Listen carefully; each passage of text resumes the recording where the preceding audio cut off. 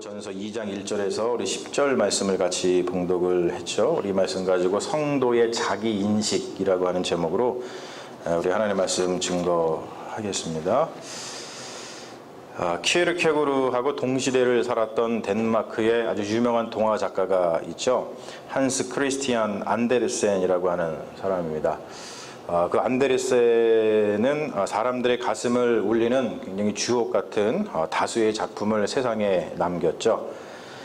그의 작품은 그 안데르센의 작품은 그 안데르센의 그 개인의 삶을 반영한 경우가 굉장히 많이 있습니다. 그 중에서 우리가 잘 아는 성냥팔이 소녀가 있죠. 성냥 사세요, 성냥 사세요 그러다가 추위에 얼어 죽은 그 소녀.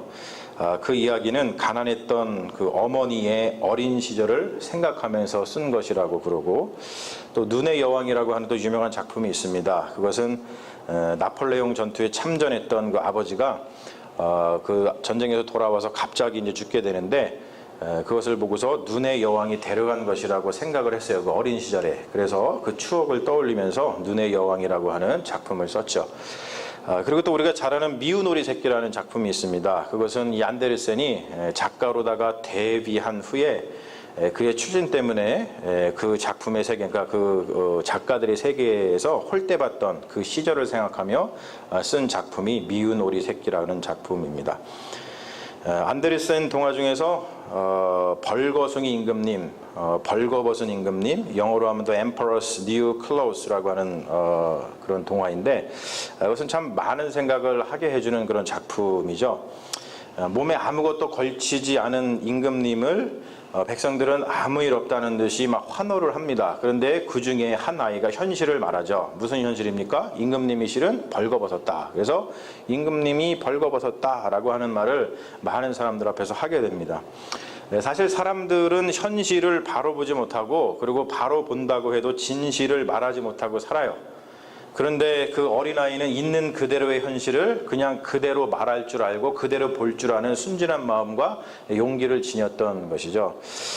제가 복음서에서 좋아하는 말씀 중에 하나가 누가복음 10장 23절의 말씀이죠. 주님께서 제자들에게 이런 말씀하세요. 너희들이 보는 것을 보는 눈이 복되도다. 지금 보고 있는 건데 그것을 지금 보는 대로 보는 것이 굉장히 복되다 그래요. 그 말은 뭐냐면, 여러분, 눈앞에 우리가 보고 있지만 그것을 있는 그대로 보지 못하는 게 우리 인간의 연약함이고 가장 어려운 일이 아닌가 싶어요. 같은 일인데도 다르게 본단 말이에요, 우리는.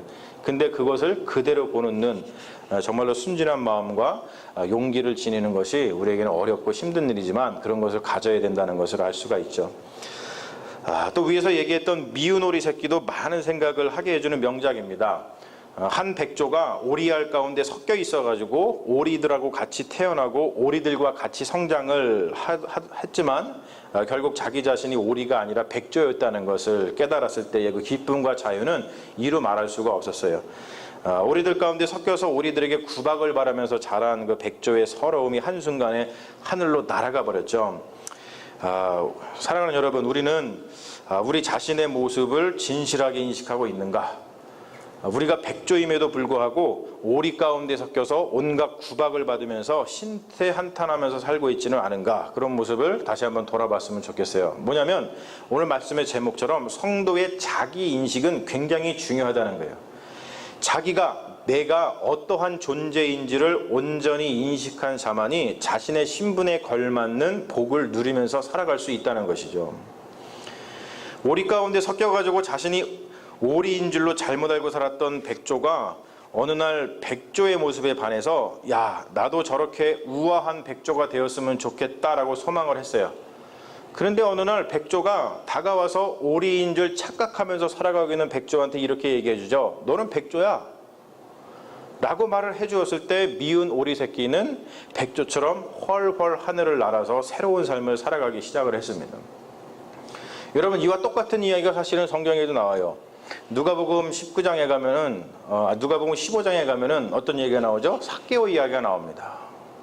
많은 사람들이 그 사람을 갖다가 나쁜 놈이야, 세리야, 죄인이야, 미운 오리야 라고 미워했지만 예수님께서 뭐라 그랬습니까? 너도 아브라함의 백성이다. 무슨 말입니까? 너는 백조야.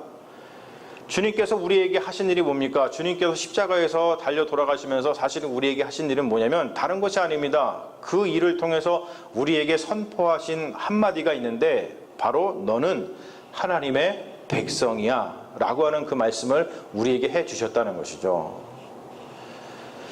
여러분, 오늘 말씀도 성도, 즉 우리가 누구인지를 알려주는 성도의 자기 인식입니다. 오늘 말씀 보면 이렇죠. 너희가 주의 인자하심을 맛보았으면 그리하라. 너희가 주의 인자하심을 맛보았으면 그리하라. 저는 돈가스를 초등학교 6학년 때 처음 맛봤어요. 대치동의 한 카페에서 형이 여자친구를 만나러 갔는데 저를 데리고 갔거든요. 그런데 거기 가가지고 돈가스를 시켜 먹더라고요. 근데 저는 초등학교 6학년 때 처음 돈가스를 먹어봤습니다. 근데 그때 먹은 돈가스의 맛을 사실은 지금도 잊지 못해요. 그래서 초등학교 6학년 때 돈가스를 먹고 나서 야, 이렇게 맛있는 게 있구나 라고 해서 중학교 때, 고등학교 때 시절에 친구들하고 가장 많이 간 곳이 다른 것이 아니라 돈가스를 파는 식당이었어요. 제가 살던 곳이 이제 말죽거리잖아요. 거기에 은강여고가 있습니다. 그 은강여고 말죽거리에 뜨라레라고 하는 돈가스를 잘하는 그 음식점이 있었습니다. 지금까지도 기억을 합니다. 지금 뭐 30년이 됐는데도 엄청 먹었습니다. 그 맛을 너무나 좋아서. 그래서 그런지 우리 큰아들이 제일 좋아하는 게 뭐냐면요, 돈가스예요. 제가 그걸 보고서 깜짝 놀랐습니다. 야, 어떻게 그런 것까지 담냐. 물론 지금은 제가 이제 나이가 들어가지고 돈가스를 그렇게 좋아하지는 않습니다. 사실 그렇죠, 여러분. 무엇인가 맛보아서 새로운 세계를 경험하고 나면 정말로 새로운 세상이 열립니다. 오늘 말씀도 보면은 주의 인자하심을 맛보고 나면 우리는 그것을 맛보기 이전의 삶으로 되돌아갈 수 없다라고 그러는 거예요. 그래서 오늘 성경은 우리에게 이렇게 얘기해주고 있죠. 그러므로 모든 악독과 모든 기만과 외식과 시기와 모든 비방하는 말을 버리라. 이 말은 뭐냐면 주의 인자하심을 맛본 자들은 더 이상 몹쓸 말, 몹쓸 짓을 하는 세상 사람들처럼 살 수 없다는 거예요. 돈가스를 맛본 아이가 계속해서 돈가스를 찾듯이 주의 인자하심을 맛본 사람은 오늘 말씀처럼 순전하고 신령한 젖, 하나님의 말씀이죠. 이것을 사모하게 된다는 것이죠. 거기에 주의 인자하심이 가득 들어있기 때문에 그렇습니다. 주의 인자하심이 듬뿍 들은 순전하고 신령한 젖을 먹고 자란 성도는 엄마의 젖을 먹고 자라는 아이처럼 자라나게 되어 있어요. 근데 그 자람이 어디에게 이르냐면 그 신령한 젖을 먹으면 구원에 이르게 됩니다. 구원에 이른 자는 이제 신분과 자기의 정체성이 완전히 바뀐다는 것이죠. 저는 오늘 읽은 말씀 중에 이 구절을 읽을 때마다 가슴이 뜁니다. 왜냐하면은 제가 누구인지를 정확하게 말씀해주고 있는, 규정해주고 있는 그런 말씀이라고 생각하기 때문이에요. 바로 9절 말씀이죠. 뭐라고 그러냐면 너희는 택하신 족속이요 왕같은 제사장들이요 거룩한 나라요 그의 소유가 된 백성이다 라고 우리가 누구인지를 말씀해주고 있어요. 너무나도 멋진 말이라고 저는 생각을 합니다. 너무나도 멋진 말입니다. 사랑하는 여러분, 누군가에게 택함을 받는다는 것은 참 고맙고 신비한 일입니다.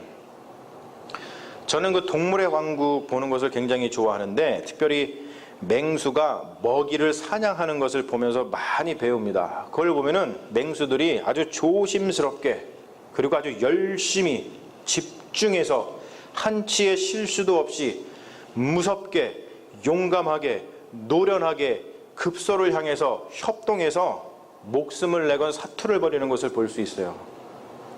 그러면서 저는 그런 생각을 많이 해요. 야, 세상에 쉬운 일 하나도 없구나. 그 맹수들도요 먹이를 사냥하다가 다치거나 많이 죽습니다.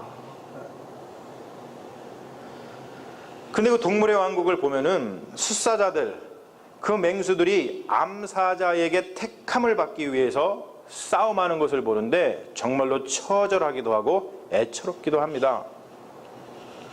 싸움에서 승리한 숫사자만이 암사자에게 택함을 받죠. 그런데 여러분 보십시오. 싸움에서 진 숫사자는 갑자기 그 위용을 잃어버려요.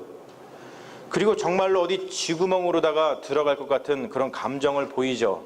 그 말은 뭐냐면 누군가에게 선택받지 못했다는 것은 정말로 비참한 일이라는 거예요. 그런데 오늘 말씀을 보면 성도는 맹수처럼 싸움에서 이겼기 때문에 선택받은 것이 아니라 성도는 부족하고 연약한데도 불구하고 예수 그리스도의 십자가에 의해서 하나님의 은혜로 택함받았다는 그 복음을 우리에게 전해주고 있다는 거예요. 할렐루야. 여러분, 우리가 택함을 받았는데 무려 누구에게 택함을 받았냐면 만물을 지으신 하나님, 왕의 왕이신 하나님께 택함을 받았다는 거예요. 여러분, 이것은 참으로 고맙고 그리고 무엇보다도 신비로운 일입니다. 그런데 여러분, 문제가 있죠. 사람들은 보통 하나님께 택함 받았다는 것에 대해서 그렇게 큰 고마움과 신비로움을 느끼지 못하고 살아갑니다. 사람들은 누군가 사람이라든지 어떤 조직이라든지 어떤 회사에게 택함을 받으면 엄청 기뻐하고 택함을 받지 못하면 분노를 보이지만 하나님께 택함을 받은 것에 대해서는 기뻐하지 못하고 하나님께 택함 받지 못하는 것에 대해서는 별로 두려움을 느끼지 못하고 살아가요. 본인이라든지 또는 우리의 자녀가 좋은 학교 또는 좋은 직장에 들어가면 정말로 구원받은 것처럼 기뻐합니다. 그런데 여러분, 나를 구원해 주는 것은 좋은 학교라든지 좋은 직장이 아닙니다. 그것이 나에게 어떠한 유익을 가져다 줄지 아무도 몰라요. 세상에서 벌어지는 모든 인간사는 잠시의 기쁨과 잠시의 만족을 줄지는 모르지만 그것이 우리의 생명 자체를 구원하지는 못합니다. 인간사가 구원이라고 생각하는 자들은 사실 그러한 인간사를 자랑하고 살아가겠죠. 그러나 그것이 우리를 구원하는 것이 아니라 주님께서 우리를 택해 주신 그 은혜가 우리를 구원한다는 것을 아는 그리스도인들은 더 이상 그러한 것들을 자랑하지 않고 오직 예수 그리스도만 자랑합니다. 그래서 사도 바울이 빌립보서 3장 8절에서 아주 유명한 말을 하잖아요. 내가 그를 위하여 모든 것을 잃어버리고 배설물로 여김은 그리스도를 얻고 그 안에서 다시 발견되기 위함이다. 여러분, 우리는 어떻게 살아갑니까? 우리도 예수 그리스도를 얻고 그리고 예수 그리스도 안에서 다시 발견되기 위해서 다른 것을 잃어버리고 그리고 오직 예수 그리스도를 자랑하면서 살아갑니까? 그래서 오늘 말씀이 이렇게 이야기하고 있어요.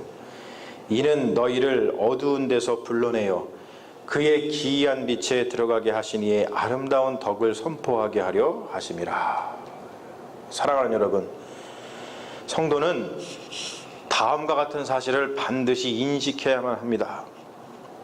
너희가 전에는 백성이 아니더니 이제는 하나님의 백성이요 전에는 긍휼을 얻지 못하였더니 이제는 긍휼을 얻은 자니라.